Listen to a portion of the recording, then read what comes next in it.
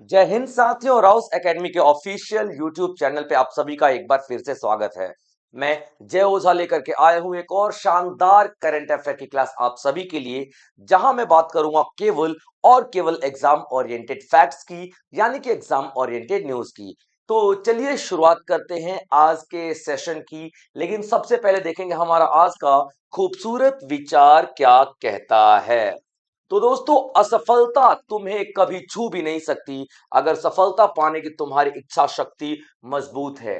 कहते हैं दुनिया की सबसे बड़ी शक्ति अगर कोई है तो वो है इच्छा शक्ति, क्योंकि वो हारने नहीं देती है। आप जितनी बार भी हारने का कोशिश करते हो, जितनी बार भी आप सोचते हो यार मैं इस बार शायद हार जाऊंगा, पीछे रह जाऊंगा, अगर आपकी इच्छा शक्ति मजबूत है तो आपको हर बार कुछ नया करने के लिए प्रेरित करती रहेगी। और वही हर बार नया करने की प्रेरणा जो है आपको एक न एक दिन सफलता जरूर दिलाएगी। तो चलिए दोस्तों, शुरुआत करते हैं, देखते हैं हमारी पहली खबर, पहली न्यूज क्या है। तो आप सभी को पता है, मैं कई दिनों से पढ़ा रहा हूं कि India AI impact summit 2026 Delhi में हो रहा है। तो ये इंडिया एआई इम्पैक्ट समिट क्या है, यानी कि इंडिया, पूरा एक बार ध्यान समझेंगे आप लोग, फुल फॉर्म क्या है। इंडिया एआई इम्पैक्ट यानी कि प्रभाव, इम्पैक्ट यानी कि प्रभाव, ठीक है बच्चों, प्रभाव। समिट यानी कि सम्मेलन हो रहा है, यानी कि सम्मेलन हो रहा है। कहां पे? तो दिल्ली में हो रहा है बच्चों, ठीक है। दिल्ली में कहां पे? तो भारत मंडपम में हो रहा है। और ये 16 से लेकर के 20 तारीख तक चलने वाला है। तो यहाँ पे बहुत सारी नई नई चीजें देखने के लिए मिल रही हैं। तो हर दिन कुछ नया आता है, मैं हर दिन कुछ नया आप लोगों को इसके बारे में बताता हूं। तो अभी एक नई यहाँ पे स्कीम लॉन्च की गई है, स्कीम कह लो या फिर एक विजन कह लो, एक ही बात है। तो एक नया विजन लॉन्च किया गया है इसी भारत मंडपम में, जिसको हम लोग क्या बोलते हैं? मानव, मानव विजन कहते हैं। क्लियर बच्चे? मानव विजन। मानव से नाम से याद क्या आ रहा है? मानव यानी कि मनुष्य की हम यहाँ पे बात कर रहे हैं, लेकिन यहाँ पे इसका एक फुल फॉर्म आप लोगों को दिखाई देगा। मानव में सब कुछ आ जाएगा। देखिए बच्चों, क्या है ये, इस विजन में हम लोग क्या देखते हैं? एम का मतलब क्या होता है? मोरल और एथिकल सिस्टम, यानी कि आर्टिफिशियल इंटेलिजेंस में, यानी कि जो कृत्रिम बुद्धिमत्ता है, इसमें आप लोगों को यहाँ मोरालिटी का इस्तेमाल करना है और एथिकल का इस्तेमाल करना है। यानी कि मोरल का मतलब क्या होता है? नैतिकता। ऐसा ना हो कि आपको आर्टिफिशियल इंटेलिजेंस का ज्ञान बहुत अच्छा है और आप उसको अनैतिक चीजों के लिए, अनैतिक कार्यों के लिए इस्तेमाल कर रहे हो। आप लोगों को यहाँ पे एथिक्स, अपने मूल्यों को ध्यान में रख के इसका इस्तेमाल करना है, मानवता के फेवर में इसका इस्तेमाल करना है, ठीक है बच्चे। दूसरा, अकाउंटेबल गवर्नेंस, यानी कि भरोसेमंद गवर्नेंस होनी चाहिए, एक जिम्मेदार गवर्नेंस होनी चाहिए आर्टिफिशियल इंटेलिजेंस का इस्तेमाल करते हुए। उसके बाद आप देखोगे एन से national sovereignty ensuring data ownership rights, यानी कि आर्टिफिशियल इंटेलिजेंस का इस्तेमाल करके किसी का कहीं हम लोग डेटा तो मिसयूज नहीं कर रहे हैं, कहीं हम लोग किसी के डेटा को बेच तो नहीं रहे हैं। जैसे बहुत सारी कंपनियां हैं, आप लोग जब फ्लिपकार्ट, अमेजन, इन सब पे शॉपिंग करते हो तो अपना डेटा भरते हो, है ना? तो कहीं वो आपका डेटा कॉम्प्रोमाइज तो नहीं हो रहा है, कहीं आपका वो डेटा मिसयूज तो नहीं हो रहा है, इस बात का ध्यान में रखना। उसके बाद एक्सेसिबल और इंक्लूसिव, यानी कि इतना सस्ता हो आर्टिफिशियल इंटेलिजेंस कि हर कोई इसका इस्तेमाल कर सके, ऐसा नहीं कि सिर्फ अमीर ही इसको अफोर्ड कर पाए। यानी कि आर्टिफिशियल इंटेलिजेंस की जो एक्सेस है वो सभी के पास हो, पहुंच सभी के पास हो। इंक्लूजन यानी कि समावेशी विकास, ठीक है बच्चों। और उसके बाद वैलिड, वी से valid and legitimate AI system, यानी कि वैलिड एआई सिस्टम होना चाहिए, यानी कि सब उस पर भरोसा कर सकते, इतना वैलिड होना चाहिए। ये सब क्या कर रहे हैं? Guiding responsible responsible human centric global artificial intelligence governance, यानी कि अब ये पांचों चीजों का ऐसे इस्तेमाल करो ताकि रिस्पॉन्सिबल इस्तेमाल किया जा सके, ह्यूमन सेंट्रिक यानी कि मानव केंद्रित हो सके, यानी कि मानव की भलाई के लिए इस्तेमाल किया जा सके। उसके बाद ग्लोबल आर्टिफिशियल इंटेलिजेंस गवर्नेंस को हम लोग मतलब बहुत ही मोरालिटी के साथ डील कर सके। तो यहाँ पे मानव जो है एक फुल फॉर्म है, MANAV। तो इसी में हम लोगों ने सब कुछ डाल दिया है, मानव में एक एक फुल फॉर्म में सब कुछ डाल दिया है कि हम लोग आने वाले समय में आर्टिफिशियल इंटेलिजेंस का किस तरीके से इस्तेमाल करेंगे। तो मानव क्या है? नैतिक, नैतिक और आचार संहिता, जिम्मेदार शासन, डेटा अधिकारों को सुरक्षित सुनिश्चित करने वाली राष्ट्रीय संप्रभुता, सुलभ और समावेशी आर्टिफिशियल इंटेलिजेंस और जिम्मेदार मानव केंद्रित वैश्विक कृत्रिम बुद्धिमत्ता शासन का मार्गदर्शन करने वाली वैध और प्रमाणिक आर्टिफिशियल इंटेलिजेंस प्रणालियों का प्रतिनिधित्व करता है। यानी कि एम एम से हम लोगों ने, मानव से हम लोगों ने सब कुछ डाल दिया है, मानव विजन, और यही 5 विजन हम लोग लेकर के यहाँ पे चल रहे हैं। क्लियर बच्चों, याद रखना, एक एक चीज इंपॉर्टेंट है आप सभी के लिए। चलिए आगे बढ़ते हैं। एक और इंपॉर्टेंट न्यूज है एआई इम्पैक्ट से ही, ये जो एआई इम्पैक्ट समिट जो हो रहा है उसी में ही अश्विनी वैष्णव सर हैं ये, ठीक है, आप लोगों को पता होगा, देखा तस्वीर दिखी गई, अश्विनी वैष्णव सर हैं भाई साहब, ठीक है, अश्विनी वैष्णव सर हैं, यहाँ पे याद रखना, अश्विनी वैष्णव सर, इन्होंने यहाँ पे एक इंफॉर्मेशन दिया है कि भाई साहब गिनीज वर्ल्ड रिकॉर्ड हम लोगों ने स्थापित किया है, गिनीज वर्ल्ड रिकॉर्ड हम लोगों ने स्थापित किया है, याद रखना। और कहाँ पे स्थापित किया है, तो इसी इवेंट में, इंडिया एआई इम्पैक्ट समिट 2026 में ही हम लोगों ने क्या किया है, गिनीज वर्ल्ड रिकॉर्ड स्थापित कर दिया है। और कैसा गिनीज वर्ल्ड रिकॉर्ड है भाई साहब, हम लोगों ने एक शपथ के लिए ऑनलाइन पोर्टल किया था कि शपथ खाइए कि भाई साहब हम शपथ लीजिए कि हम आर्टिफिशियल इंटेलिजेंस का इस्तेमाल सही तरीके से करेंगे, एथिकल तरीके से करेंगे, मोरल तरीके से करेंगे, नैतिकता का ध्यान में रख के, मानव को ध्यान में रख करके करने वाले हैं। तो एक दिन के अंदर, यानी कि 24 घंटे के अंदर, 24 घंटे के अंदर, याद रखना, के अंदर यहां पर कितने सबसे ज्यादा शपथ लिए गए हैं पूरी दुनिया में। ऐसा कोई इवेंट नहीं है जहां पे इतने ज्यादा शपथ ग्रहण किए गए हो। तो सबने भाई साहब शपथ यहां पे लिया है। और कितने लोगों ने शपथ लिया है, तो 2,50,946 लोगों ने शपथ लिया है कि हम आर्टिफिशियल इंटेलिजेंस का सही तरीके से इस्तेमाल करेंगे, और सारे के सारे भारतीय हैं। और ये 24 घंटे 16 तारीख से 17 तारीख वाले 24 घंटे हैं। क्लियर बच्चे, यहाँ पे याद रखना।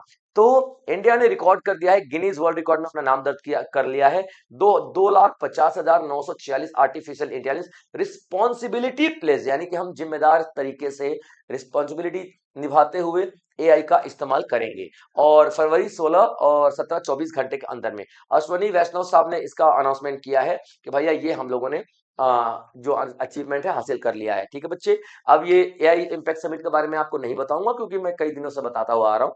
और अभी भी थोड़ी देर पहले मैंने आपको बताया कि दिल्ली के भारत मंडपम में हो रहा है, आर्टिफिशियल इंटेलिजेंस के बारे में एक मीटिंग की जा रही है। ये इंपॉर्टेंट न्यूज है, ठीक है बच्चे, याद रखना। अभी देखिए अमित शाह जो है, ठीक है, होम मिनिस्टर है और सहकारिता मंत्री भी इन्हीं के पास है, तो इन्होंने vibrant program, vibrant village program launch किया है, ठीक है, सेकेंड वर्जन।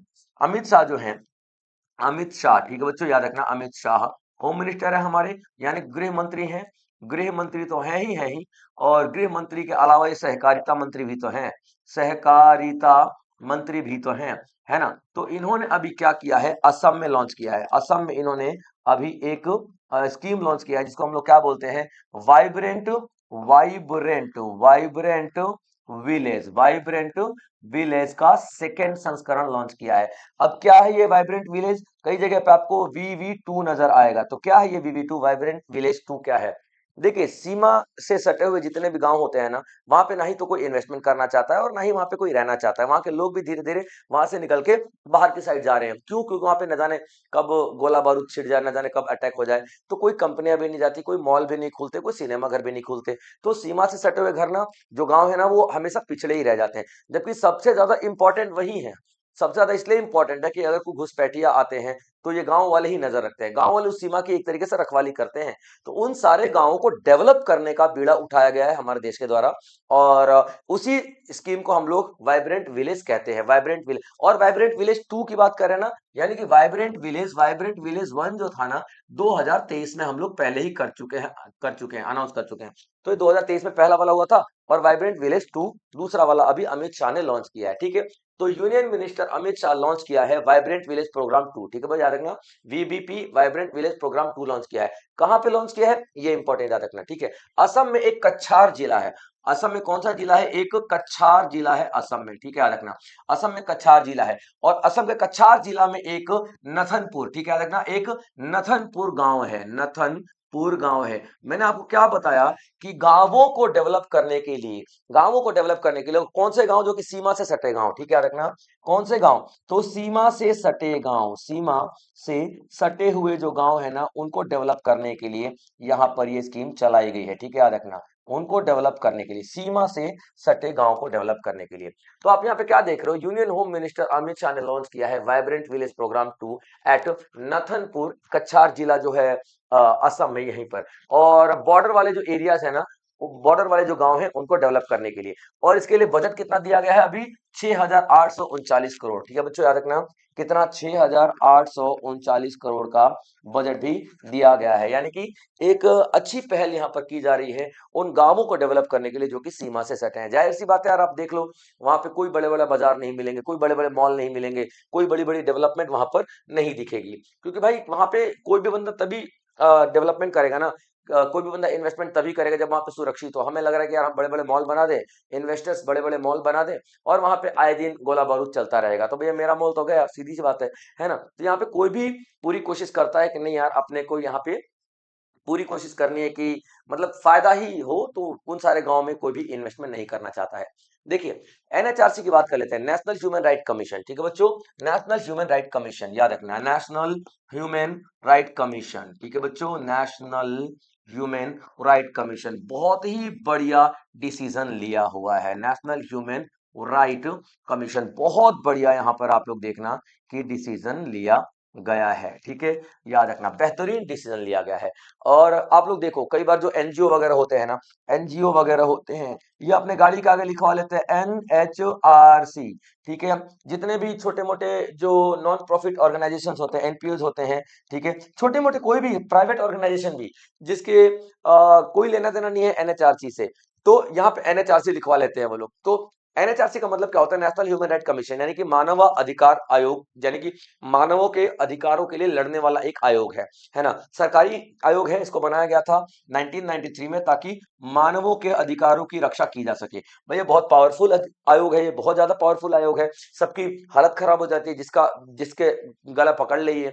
तो याद रखना, तो एनएचआरसी का जो लोगो है ना, बहुत सारे एनजीओ लोग अपनी गाड़ियों पे लगवा करके लोगों को डराते हैं, लोगों को बेवकूफ बनाते हैं, उसका गलत गलत इस्तेमाल किया करते हैं। अब ये कर्नाटक का केस आया है हाल ही में, दिल्ली में पकड़ी गई है गाड़ी जहाँ पे एनएचआरसी का बोर्ड लगा हुआ है। जब पूछा गया कि तुम कौन भाई साहब, तो उसने बताया मैं इस एनजीओ से हूँ। तो एनएचआरसी साहब का क्या लेना देना, तो ये वो ता पा पा पा बस, तो उसके खिलाफ केस किया गया। और हाल ही में जो सुब्रमण्यम सर है, चेयरमैन है, ठीक है, ये पुराने न्यायाधीश है, याद रखना। ठीक है, तो वी रामा सुब्रमण्यन सर है। चेयरमैन कौन है? चेयरमैन सर कौन है? चेयरमैन, ठीक है, याद रखना, chairman V V Rama Subramanyam. ठीक है, रामा सुब्रमण्यन, ठीक है, मणियन, ठीक है, याद रखना वी रामा सुब्रमण्यन सर है, ये चेयरमैन है। और इन्होंने भी डिसीजन लिया है कि भैया सख्त कार्रवाई की जाएगी अगर किसी ने एनएचआरसी का नाम इस्तेमाल किया या फिर एनएचआरसी का लोगो इस्तेमाल किया। तो अभी देखो, एनएचआरसी के अध्यक्ष वी सुब्रमण्यम सर ने राष्ट्रीय मानवाधिकार आयोग के नाम और लोगों का दुरुपयोग करने वाले एनजीओ के खिलाफ कड़ा कार्रवाई करने की घोषणा की है और राज्यों के 2 सप्ताह के भीतर रिपोर्ट देने की बात की है कि अगर यहाँ पे कुछ भी लगता है कि भाई साहब आप लोगों ने कुछ ना कुछ आपके यहाँ पे एनजीओ है या बड़े बड़े कोई भी नेता वगैरह हैं जो एनएचआरसी का लोगो इस्तेमाल कर रहे हैं, तो डेफिनेटली भाई साहब आप लोगों को सजा होगी। और सारे के सारे स्टेट्स को 2 हफ्ते का, 2 वीक का समय दिया गया है कि जल्दी से जल्दी कार्रवाई करें, सारे के सारे रिपोर्ट करें कि आपके राज्य में कितने ऐसे एनजीओ हैं जो इस तरीके के दुरुपयोग कर रहे हैं एनएचआरसी के लोगों का। ये इंपॉर्टेंट इसलिए है क्योंकि यहाँ पे देखो एनएचआरसी मानवाधिकार की बात करता है ना, तो मानवाधिकार का हनन नहीं होना चाहिए। और आप लोग यहाँ पे क्या करो, एनएचआरसी का नाम लेकर के मानवाधिकार का ही हनन कर रहे हो, मानवाधिकार को ही मिसयूज कर रहे हो, तो डेफिनेटली यहाँ पे एक्शन तो बनता है भाई साहब। तो वी रामासुब्रमण्यम सर ने अभी जो डिसीजन लिया है, बहुत ही बेहतरीन डिसीजन लिया है और ऐसे डिसीजन हर एक आयोग के लिए होने चाहिए। चलिए आगे देख लेते हैं, DPIIIT, ठीक है, department of promotion for internal trade, ठीक है, याद रखना, इन्वेस्टमेंट एंड इंटरनल ट्रेड और नेशनल प्रोडक्टिविटी काउंसिल जो है, ठीक है, काउंसिल ने ऑर्गेनाइज किया है बॉयलर चिंतन शिविर, यानी कि DPIIT, याद रखना, DPIIT और राष्ट्रीय उत्पादन परिषद। सबसे पहले देख लो DPIIT है क्या, यानी कि ये एक ऐसा डिपार्टमेंट है जो कि प्रमोशन करता है, प्रमोशन के लिए बनाया गया, किस चीज के प्रमोशन? इंटरनल ट्रेड, यानी भारत के अंदर ट्रेड और इंडस्ट्री के प्रमोशन के लिए बनाया गया।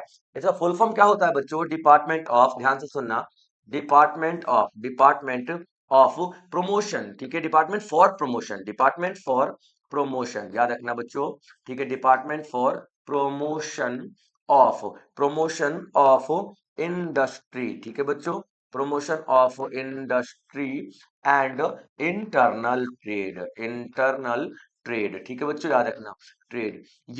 ये मिल करके, और एक और आप लोग यहाँ पे देखोगे, ठीक है, जो productivity council organisation, productivity council organisation, productivity productivity productivity council organisation, council organisation, ये दोनों मिल करके यहाँ पर बॉयलर चिंतन शिविर लगा रहे हैं, बॉयलर चिंतन शिविर लगा रहे हैं। अब ये क्या है, ध्यान से सुनना, बॉयलर, ठीक है बच्चों, बॉयलर चिंतन, बॉयलर चिंतन चिंतन शिविर लगा रहे हैं, चिंतन चिंतन शिविर लगा रहे हैं, याद रखना आप लोग, ठीक है, शिविर लगा रहे हैं, क्लियर अपन बच्चे, याद रखना। और कहाँ पे लगाया जा रहा है भाई साहब, तो हैदराबाद में लगाया जा रहा है, हैदराबाद में, हैदराबाद में लगाया जा रहा है। अब ये याद रखना क्या है ये बॉयलर चिंतन शिविर, के पहले आप समझिए बॉयलर क्या होता है। बॉयलर बच्चे वो बड़े बड़े कंटेनर होते हैं जहां पे पानी को 500 डिग्री सेल्सियस पे उबाला जाता है।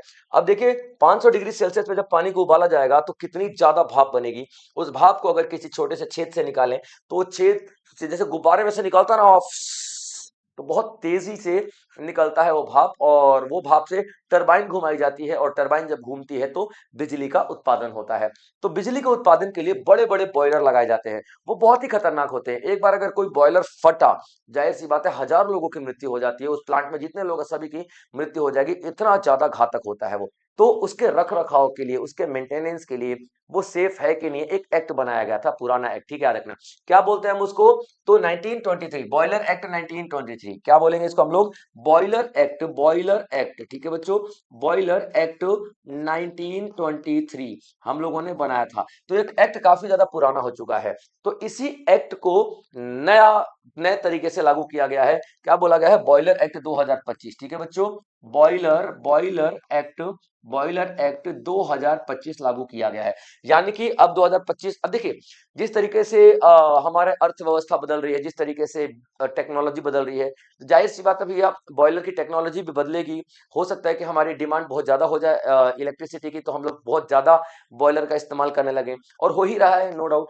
तो यहाँ पे आप लोग देखोगे कि बॉयलर जितना ज्यादा खतरनाक है, उसको रेगुलेशन की जरूरत उतनी ज्यादा पड़ेगी, है ना, उसको ज्यादा ज्यादा रूल रेगुलेशन की जरूरत पड़ेगी। तो यहाँ पे बॉयलर एक्ट 2025 लागू किया गया है, क्लियर बच्चों। तो इसी के डिस्कशन करने के लिए, इसी पॉइंट पे डिस्कशन करने के लिए एक शिविर बुलाया गया है, बॉयलर चिंतन शिविर, यानी कि बॉयलर के बारे में, चिंतन का मतलब चिंतन करना, बातचीत करना, है ना, बातचीत करने के लिए शिविर लगाई गई है। और कहाँ पे, तो हैदराबाद में, ठीक है बच्चे। उद्योग और आंतरिक व्यापार संवर्धन विभाग और राष्ट्रीय उत्पादकता परिषद ने हैदराबाद में एक बॉयलर चिंतन शिविर का आयोजन किया, जिसमें 1923 के अधिनियम की समीक्षा और 1 मई 2025 से प्रभावी होने वाले बॉयलर अधिनियम 2025 को लागू करने पर चर्चा की गई। क्लियर बच्चे, यहाँ पे याद रखना कि और बेहतर हम लोग क्या क्या कर सकते हैं, और बेहतर तरीके से किस तरीके से अप्लाई किया जा सकता है, हर एक चीज की हम यहाँ पे बात अभी करेंगे, ठीक है बच्चों। चलिए आगे देख लेते हैं, अगली न्यूज क्या है बच्चों, गुजरात लेबर रिफॉर्म्स, ठीक है बच्चों। गुजरात श्रम सुधार ने महिलाओं की रात में काम करने के लिए अधिकारों को विस्तार किया। अभी देखिए गुजरात लेजिस्लेटिव असेंबली में बहुत ही बेहतरीन यहाँ पर डिसीजन लिया है गुजरात ने, श्रम कानून बनाया है, श्रम कानून बनाया है, और बहुत ही बेहतरीन, याद रखना, श्रम कानून। और ये किसके लिए चेंज किए जा रहे हैं, तो महिलाओं के लिए चेंज किए जा रहे हैं, महिलाओं के लिए चेंज किए जा रहे हैं। और महिलाओं के लिए क्या, देखिए जो नाइट शिफ्ट महिलाएं करती है ना, नाइट शिफ्ट महिलाएं करती है ना, उनकी बहुत ज्यादा समस्याएं आती हैं कि कंपनी वाले एक तो उनको नाइट शिफ्ट अलाउ नहीं करते हैं, और अगर करते भी हैं तो उनकी जो एनवायरनमेंट बहुत ज्यादा खराब मिलता है। तो यहाँ पे क्या किया गया है कि भाई साहब अभी हम लोग महिलाओं को नाइट शिफ्ट करने के लिए भी अलाउ कर सके। भाई जरूरतें हैं, आज की भावी पीढ़ी है भाई साहब, हमारी जो नई जनरेशन है काम करना चाहती है रात को भाई साहब, कोई दिक्कत नहीं है।